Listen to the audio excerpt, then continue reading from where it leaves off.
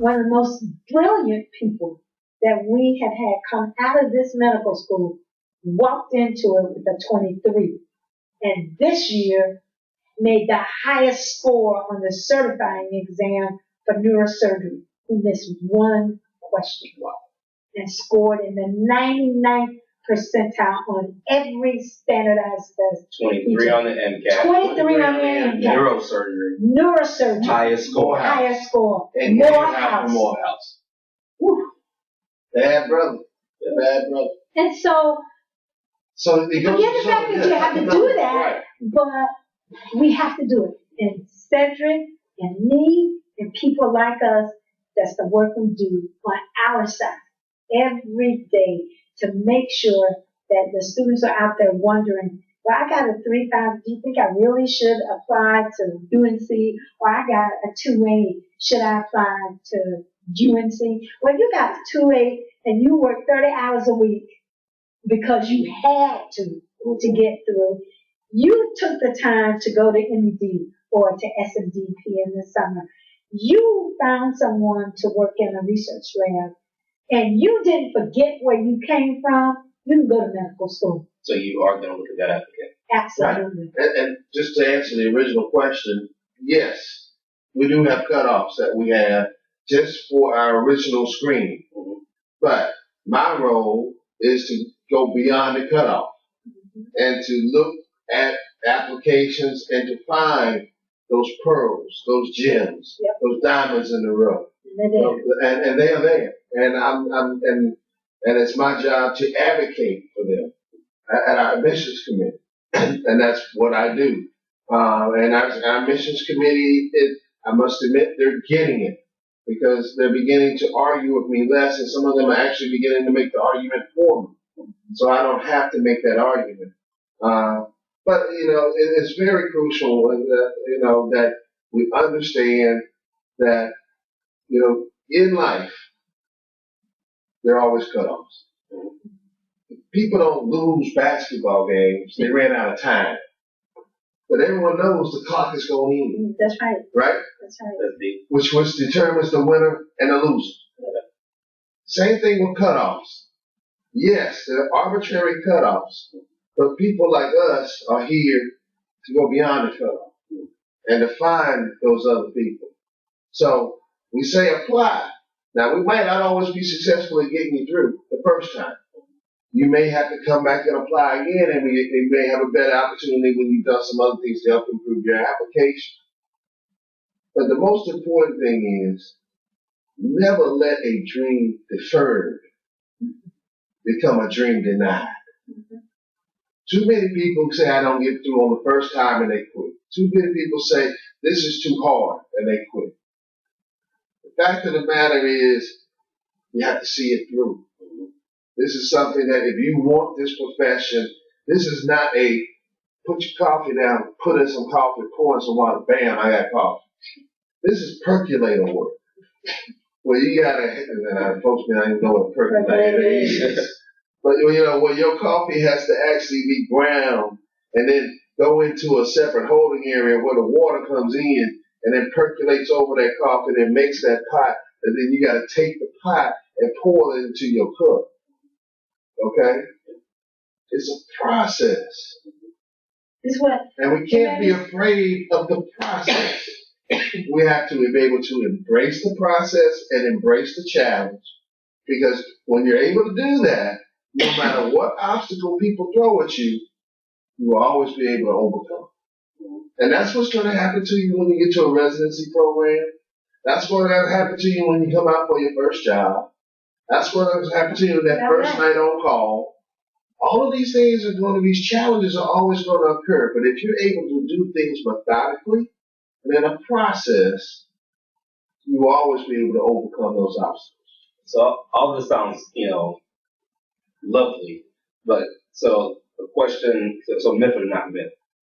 Whenever I submit my application with that beautiful personal statement that tells you who I am, it tells you how hard I worked, my personal statement is not even going to get read. It's going to get skimmed over. It's going to be in the base stack. Just like we told you before, there are going to be a group of schools who are going to look at numbers first. And it's easy. The students know. Let me just say to you that the people that you're trying to reach know. There's a culture in even just among the undergraduate schools, and they have resources. They have pre-health advisors. So someone who comes to me and says, "Well, I didn't know," I'm not believing that because I know the pre-health advisors. And they're not, it makes them look bad if they tell people to apply to this school when they know that they don't have a chance. Because at the end of the year, there's going to be an accounting of their effectiveness. And students now have many more resources than we ever had. They have studentdoctor.net. They have their pre-health advisors. They have all kinds of blogs and stuff. They get advice from their summer programs. So failure to take advantage of those things is not an excuse for an inappropriate application. So if you know that everything that you've read says this school is looking for numbers, and you don't have the numbers, why would you waste your application fee on that school? Why? Because your ego wants you to do it. Ego is cost. And at the end of the day, it's about getting to medical school. And it's about getting the training and being able to do something with an MD. So it's that old thing of pride goeth before the fall. If your pride is so good that you think that I can only apply to this tier of schools, when you know that the reality says, I'm probably not competitive based on what I know. Not because you aren't competitive, but for what that school is looking for, you're not it. Why would you bang your head against the wall? And then to come back on that, we're going to read the personal statement. The personal statement is going to be read because that's part. If you get past the initial criteria, we're going to read the personal statement. So really, it's important that you have a good personal statement. So yes, they will get read. If your application starts going through the process, it will be read. So there are some schools that will choose to send or invite students to do a secondary application after they have that initial screen of what comes through on the AMCAS, and that's their prerogative. That absolutely is their prerogative. And it's not my job or Cedric's job to pass judgment on them. That's just the way it is. Right. But I would say that the overwhelming majority of schools now have just gone to sending an invitation to the secondary, to the students, and the students can choose. This is a group of schools that I think I'm competitive for. Or this is a group of schools that meet what my desires are. But you got to know what those desires are. This is an intentional process. It is not, it's happenstance. It's an intentional process. And then, this business about dreams and having dreams is important. And on my bulletin board, there's a saying from Benjamin May, who was from the president of the White House. And one of the pieces is about dreams. It's not about having your dream not happen. It's about having no dreams. And too many of us, our children, are coming to this with no dreams. They haven't thought about who do I want to be in 10 years? Where do I want to be? What is it that I want to do? How do I want to leave the world better than I found it? Right. And when you're in college, that's the time to start looking for that. You can't wait until you finish college to say, okay, now I need to go figure this out. That's why you got a freebie for 4 years to find out. And in medical school, we have the job of protecting the most precious of the gifts that you're given, that you're born with, as your health. And so it's our job to match the protectors of that gift with people who have the right qualities, the ability to think logically, to do science, and the overwhelming and absolute requirement to never disrespect and never take away the dignity of another person. So when you get the two of those in any stage of development, you can run with it. It's when one or the other or both are missing. And the take-home message to your viewers should be that those two have to coexist. They have to coexist. Let me ask. So we'll start moving towards a wrap up, but before we get to the wrap up, I'm trying to make sure we hit all the big kind of categories. So kind of summarizing, GPA, MCAT, don't let that hold you back from applying. On a timeline, submit your application early. When is early? When does the MCAT's open? And when should they submit? Yeah, as early as you can. MCAT's open, well, we're still waiting, but usually in early to mid-June. Okay. Right. And then let me say something about deadlines. Okay. MCAT's open in June. The application is available 1st of May. So most people's deadlines start dropping in around mid-September, 1st of October for MCAS. So if you know that a school has a deadline of October 1st, do not submit September 30th. Don't. No. And then Because if, it takes 2 weeks for AMCAS to process it, to then tell the school is ready. that's right. So if their deadline, like for instance at Duke, our MCAS deadline is October 1st. So it's got to hit AMCAS at September 15th. And Or AMCAS you don't look at it at all. No, it just doesn't get to us. It doesn't show up. It doesn't show up. Yeah. Because the deadline is when they will not process it. Anybody else? They won't process it. So they're saying to people now, because the number of applications is going up because there are new schools coming online, that you need to get it in as soon as you can. And then there's a secondary application deadline that's after that, that's school specific.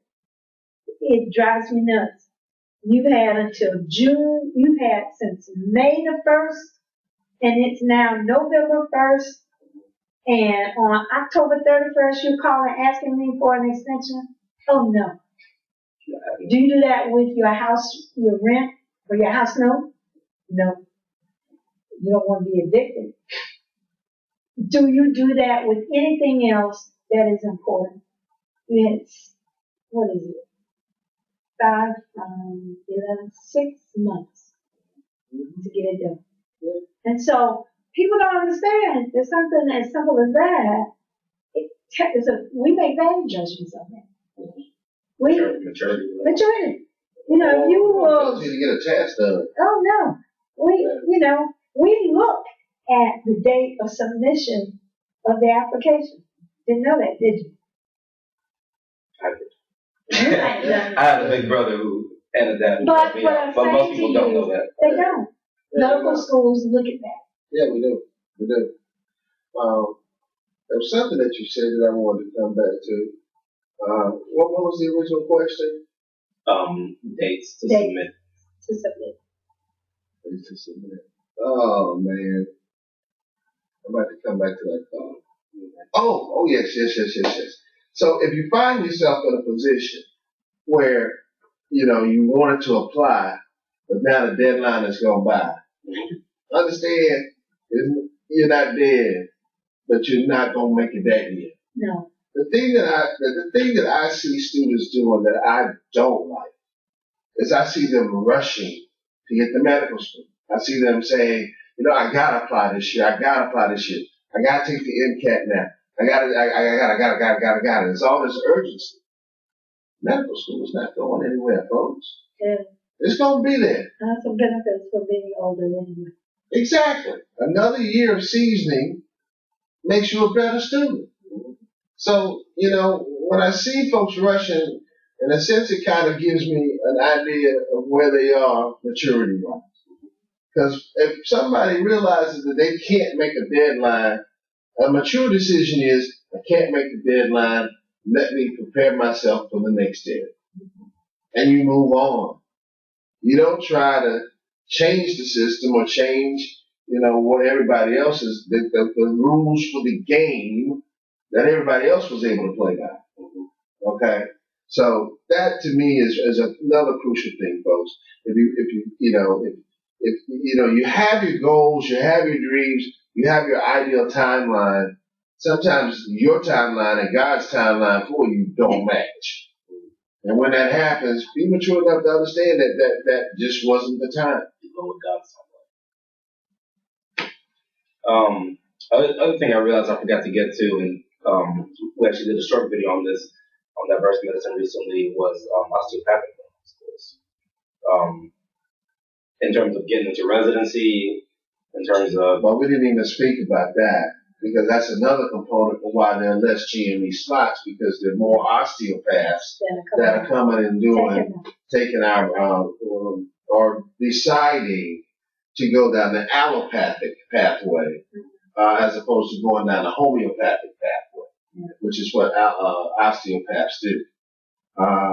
But that being stated, sometimes their requirements are a little less rigorous as it relates to the MCAT number. And students that finish with a DO are still called doctor. So, in some aspects, for some of my students that have tried and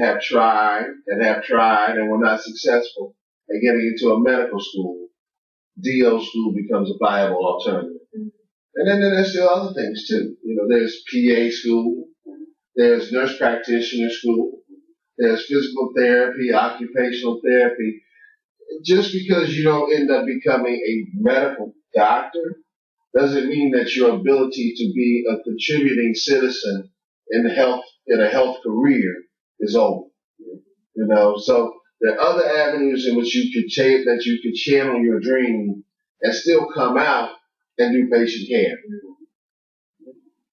So we're running short on, I was going to get into research, but we're running kind of short on time. So last couple of minutes, let's say we'll start with Dr. Bright, because Dr. Armstrong is technically our guest because of Black Man White Coat. So, she's our guest today. So we'll start with Dr. Bright and we'll give Dr. Armstrong the last word. 2 minutes, what you would tell the pre-meds, diverse medicine listeners who are getting ready to apply to med school or who are in that process somewhere. 2 minutes, most important things. Well, Dale, what I would say is kind of what I've already stated. The aspect that don't be in a rush. Make sure that when you apply for medical school that you're putting your best foot forward. That there's nothing that you have anguish about on your application. That there's nothing that that you have omitted and have not fulfilled the obligation for. Understand that this is a lifetime of learning. Medicine is not just something you learn, I got it, bang, I go on to something else. Most people who become physicians go into it because they enjoy the lifetime of learning that occurs.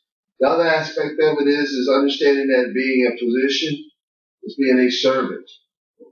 You're a servant to the people that come to you in their most vulnerable position.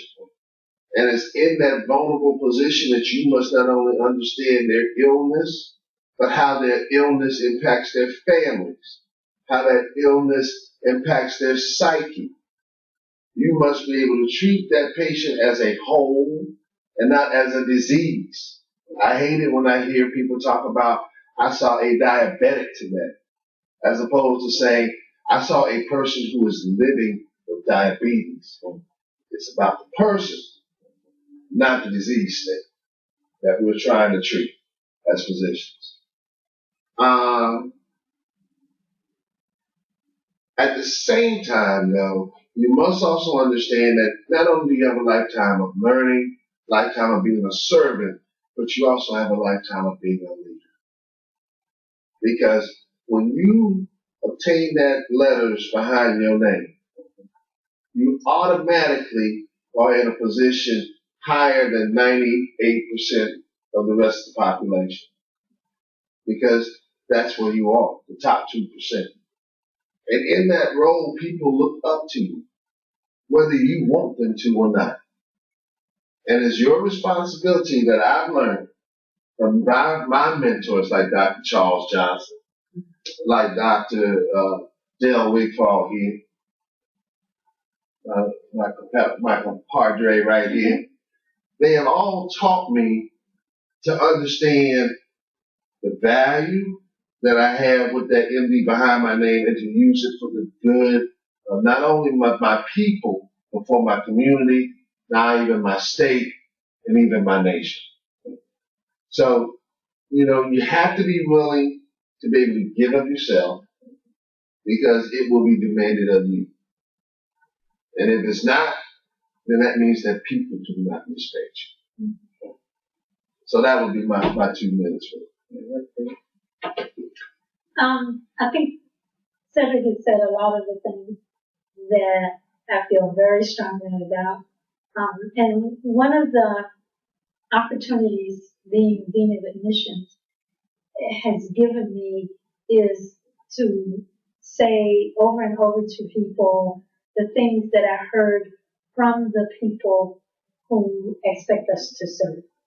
One of the smartest things that I could have done was to ask them who should go to medical school. And it wasn't just the community, it was the faculty, it was the administration, it was everybody. I was pleasantly surprised that they said it in different ways, but they said the same thing. And I always hear the people who said to me, I don't want a dumb doctor. I don't want a dumb doctor. Go out and find the smartest people you can. And because I want them to take care of me because they have to be smarter than you all are because they will be asking the questions of why the things you thought you could do really haven't worked. I don't want a dumb doctor. And if you are choosing medicine because you want to give back to a community of people, it doesn't matter where they come from or what they look like, if you give them power over their lives. One lady, when I asked, told me that the thing that she regrets about some of the people who are in medicine is that they don't make the connection between dignity and control. And when she was sick, she lost the control of her life. And she didn't feel like voting. She didn't feel like going to children's PTA meetings. She just didn't have any control of her life. And she realized that the thing she prized the most was her dignity had been compromised by her health. And so she needed a voice. And she wanted her doctor to be her voice. But she reminded her doctor that she wanted her voice back, and therefore she wanted her dignity back. And so she wanted someone smart enough to be able to help her get that back. And she reminded me of something we forget, is that medicine is a two-way street. It's a partnership. That's correct. That people allow you into their lives. No gift is greater than that. That someone will trust you enough to let you into their lives and then to tell you to get out when you have done your work so they can go about theirs. Mm-hmm. And so the process of getting to medical school is a journey that all of us take to give back to people their dignity, to give back to people their control, to go out and vote. One lady that I was taking care of recently, I was taking care of her child, but she was sick. I knew she was sick. And this was before the election. And so I voted on the day of the election. She said, if somebody has to take me in the ambulance, I'm going to vote for my president for today. Mm-hmm. And even though everybody thinks it's just one vote, I know that my vote will count. And she said, can you imagine that I'm sick and I still want to vote? And I said, no ma'am. I would be surprised that you wouldn't do everything to vote because you never was 7 years old. You knew what it was like not to have the ability to vote. That's right. So as physicians, we have to be deliberate. We have to show that deliberation or that deliberateness in the process of trying to get to be a physician. And the choices we make to grow us up, and the fact that we have to remember that we are standing on the shoulders of people who made incredible sacrifices for us. And our children who have not learned their history need to go back and learn it so that they will have that deliberateness about them because they're giving back to the people who are nameless to them, but who gave them that chance. And it was the expectation that we would take that chance and we would parlay that into brilliance. And then we would take that brilliance and the humanity that our people have delivered to us through generations. We would take that brilliance and the humanity that we have innately. It comes with the hue.